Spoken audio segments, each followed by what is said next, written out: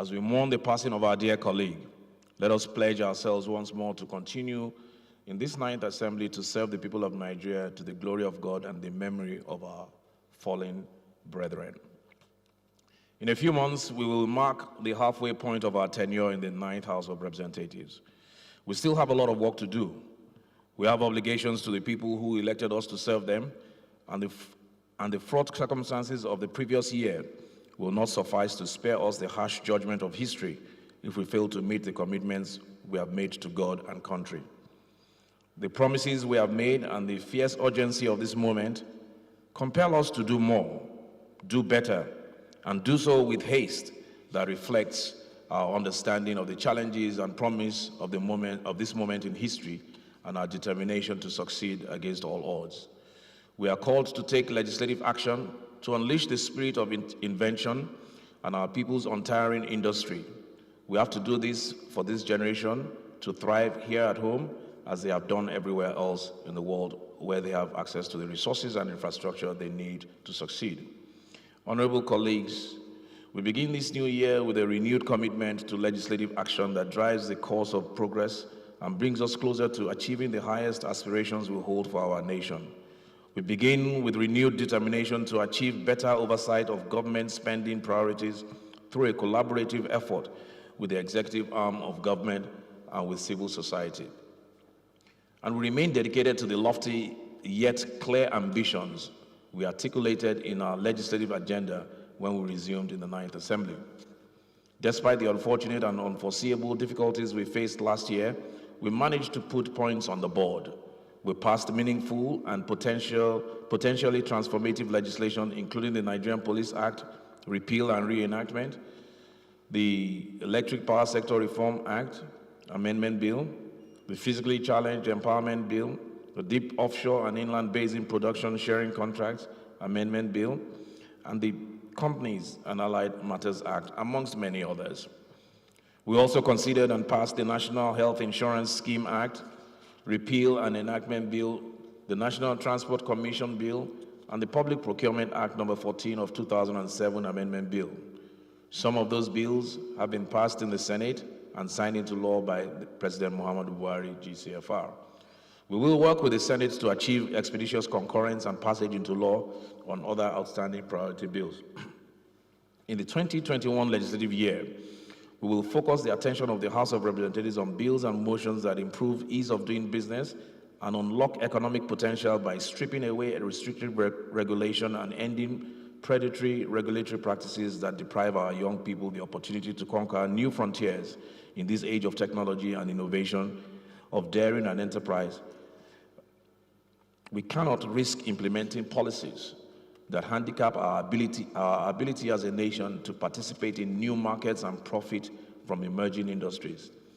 Honorable colleagues, the true test of government is in our ability to protect the most vulnerable amongst us.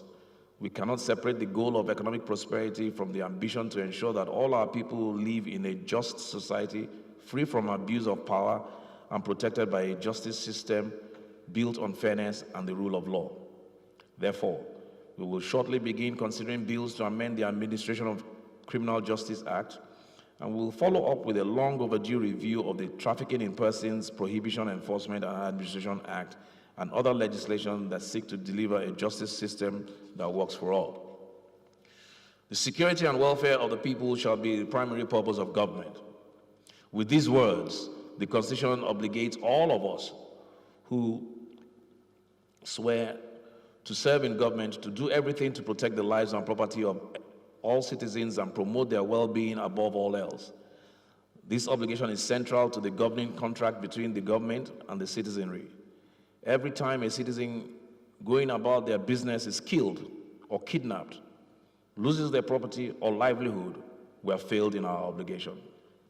From the abundance of these failures has emerged a culture of self-help in matters of internal security that portends grave danger for our nation's continued existence. If ever there was a time for us to put aside all other considerations, especially the petty concerns of partisanship and politics, it is now. If ever there was a time to set aside our differences of tribe and religion to focus on a concerted effort to defeat the challenges of insurgency and banditry, communal violence, and the violent struggle over land, that time is now. The forces that threaten our lives and property, our sovereignty and nationhood, do not make any exceptions based on the God we pray to or the language of our native tongue. From every region and state, citizens of every tribe and religion have suffered and will continue to suffer the pain of death and the grief of loss until we put an end once and for all to the terrors of banditry, insurgency, and malignant crime in all forms. Here in the National Assembly, we do not command any armies or control the police. Command and control of our nation's security infrastructure is an exclusively executive responsibility. Yet, it is to us that our constituents look to when the forces of darkness descend to disrupt their lives, often irreparably. We have to reconcile the obligations we owe to our people with the constitutional limitations under which we operate. But we will not shrink from our role as advocates for the forgotten voices, and we will continue to exercise the appropriation and oversight authority vested on us to hold to account those who bear direct responsibility for the protection of all our nation's people. Last year, we initiated legislative action in the House of Representatives to build a more effective framework for policing accountability. That process is ongoing, with the Police Service Commission Reform Bill currently making the way through legislative process.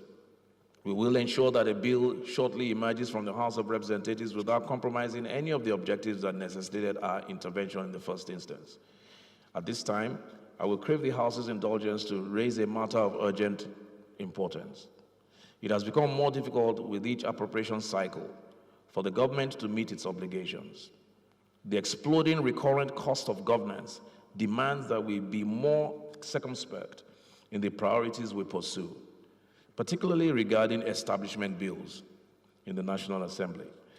At a time of reduced revenue, with pre-existing and worsening infrastructure deficits requiring significant investments, we cannot afford to keep establishing more institutions that impose a permanent liability on government income. I am not unmindful of the realities that often necessitate such legislation, yet we cannot ignore the facts that lie before us. Let us work together to reform and strengthen the institutions already in existence and remove those no longer fit for purpose. I believe most sincerely that this is the pathway to a legacy that we can all be proud of. My honorable colleagues, I look forward to a successful year of measurable achievement in the joint task of nation building. And I thank you all most sincerely for your presence here this morning. Welcome back to the House of Representatives for a new legislative year. God bless you all, and God bless the Federal Republic of Nigeria.